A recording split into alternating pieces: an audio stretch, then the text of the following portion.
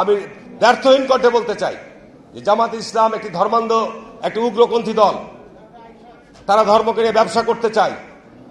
আর পরিষ্কার স্পষ্ট কথা আমি কয়েকদিন আগে বলেছিলাম যে যারা এই ধর্ম ব্যবসায়ী তারা ধার্মিক নয়, আর ধার্মিক তারাই যারা ধর্মভীরু এবং যারা আল্লাহকে ভয় করে।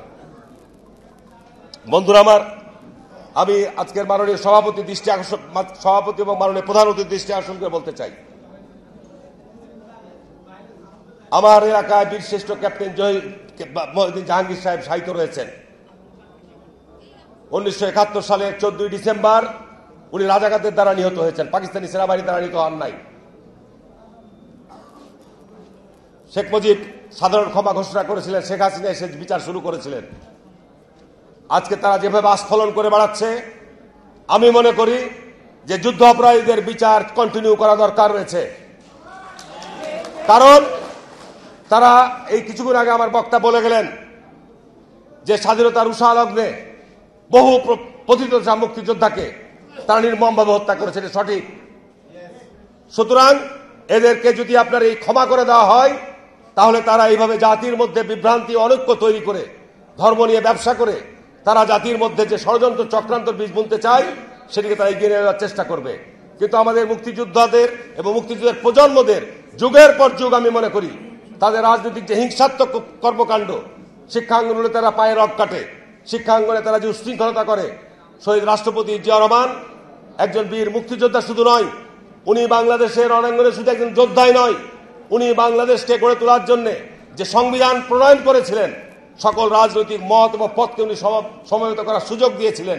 আজকে তাদের দোসররা বলে যে ৭২কে সংবিধানকে ফেলে দিতে হবে। যারা সৃষ্টিকে, যারা জন্মকে অস্বীকার করে, আমি মনে করি তারা বেজন্মা, তাদের জন্মের কোনো ঠিকানা নাই। সুতরাং এই বিষয়গুলো সম্পর্কে আমাদের সজাগ এবং সতর্ক থাকতে হবে। আমাদের নতুন প্রজন্মের ছেলেদের মধ্যে তাদের এই ধরনের কর্মকাণ্ডের ব্যাপারে আমাদের আরো বেশি, এই মুক্তিযোদ্ধা এবং মুক্তিযোদ্ধার প্রজন্মদেরকে আরো বেশি সজাগ এবং সতর্ক থাকতে হবে। আপনারা নিশ্চয়ই লক্ষ্য করেছেন, এই কিছুদিন আগে এই 5ই আগস্টের পর হিন্দুদের সবচেয়ে বড় ধর্মীয় উৎসব দুর্গাপূজা অনুষ্ঠিত হয়েছে।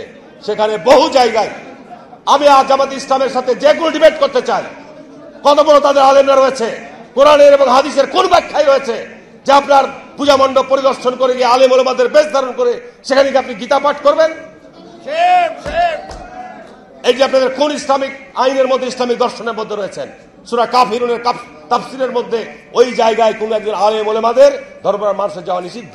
তার কারণ জমিনের মধ্যে সবচাইতে বড় আপনার শিরকি পূজা হয় আপনার দুর্গা পূজা। সেখানে ওনারা যে আপনার ইসলামিক গজল গাইতে শুরু করছেন চিরাগে, কি ব্যবস্থা নিয়েছেন এই সমস্ত আলেমদের বিরুদ্ধে? এই সমস্ত আপনাদের তথাকথিত ভুয়া আলেমদের বিরুদ্ধে কি ব্যবস্থা গ্রহণ করেছেন? এরা এই সমস্ত কর্মকাণ্ড করে বাংলাদেশের মানুষের মধ্যে আজকে বিভ্রান্তি। যে সামনে আমরা বারবার বিএনপি বলছি যে আমাদের অতি দ্রুততম সময়ের মধ্যে নির্বাচন অনুষ্ঠিত হওয়া দরকার। দেশে একটা বিশৃঙ্খলা বিরাজ করছে, একটা স্থবিরতা বিরাজ করছে। এখানে বিএনপি ক্ষমতা আসবে না, কে ক্ষমতা আসবে? কে ক্ষমতা আসবে বাংলাদেশে যদি আজকে 6 সালে 7 সালে যদি অন 11 সরকার মধ্যে যে সুষ্ঠু নির্বাচন হতো, তখনও বিএনপি ক্ষমতা আসতো। বিএনপিকে ক্ষমতা আসতে না দেওয়ার জন্য জাতীয় আন্তর্জাতিক ষড়যন্ত্র রয়েছে। আমি মুক্তিযোদ্ধা ভাইদের অনুরোধ করব যে আমরা আছি, আপনারা নির্দেশনা দেন, নতুন প্রজন্ম, নতুন আমরা বাংলাদেশকে গড়ার জন্য নতুন দিক নির্দেশনা দেন। এই ষড়যন্ত্র দাঁত ভাঙা জবাব দেবো আমরা ইনশাল্লাহ। আমি আর বক্তব্য বাড়াবো না, আমি শুধু এটুকুই বলবো যে বাংলাদেশে এই কুলাঙ্গারদের, এই স্বাধীনতা বিরোধীদের স্থান বাংলাদেশের মাটিতে হবে না, হবে না, হবে না, হবে না। আমরা কোনো চক্রান্তকে বরদাস্ত করবো না ইনশাল্লাহ।